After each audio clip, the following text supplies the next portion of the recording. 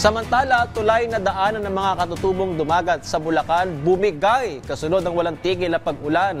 Ang ulat mula kay Vel Custodio, eksklusibo. Ang sirang tulay na ito ang bumungad sa PTV News Team sa boundary ng Barangay Sibul, San Miguel, Bulacan at Barangay Kalawakan, Doña Trinidad Remedios. Bali, nung 19 po nung gabi, buo pa po. Tsaka nung alas 11 po ng gabi, bago mag-12, buo pa po siya. Nung umaga po, tinignan po namin ulit, sira na po ulit. Ngayon, sa dire-diretsong pag-ulan, tuloy na siyang nabakbak. Kung di ako nagkakamali, mga Sabado.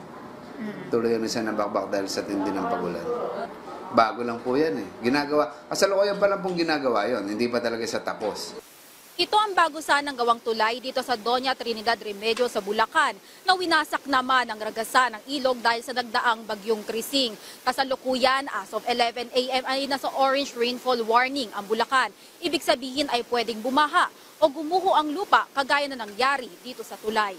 Sa tulay na ito, dumadaan ang mga katutubong dumagat sa DRT upang ibiyahe ang kanilang mga aning gulay at hayop patungong San Miguel. Malaki epekto po, marami po kasi nagugulay po sa taas.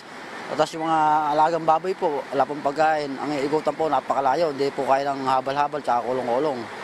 Ang isang pinakamahirap po na nangyayari dito sa pagtatransport po namin, yung mga gulay po ng mga katutubo sa bundok na ibinababa rito. Kailangan po namin lahat ng mga katutubo na mapaiso po agad tong aming kahit po yung matinulang po itong overflow. Ayon sa dumagat coordinator na si Samuel, sa ngayon marami pa raw stock ng mga pataba at feeds. Bilang alternatibo, sa Hanging Bridge muna nila idinadaan ang mga produktong agrikultura. Diyan na po dadaan sa Hanging Bridge yung single, sasakay lang po yung mga pagkain doon tsaka yung mga gulay. Sana po masolusyonan po kami ng mabilis-bilis kasi po araw-araw po kami bababa po mula po bundok hanggang Sibul po. Nagbigay na ng abiso ang barangay na hindi ligtas na lumapit sa ilog dahil sa nawasak na tulay. Ngayon po, katatapos lang ng session namin, talaga pong inaya ko yung mga konsyal doon na pupuntahan namin para masabi namin sa DPWH kung ano po yung dapat nilang gawin.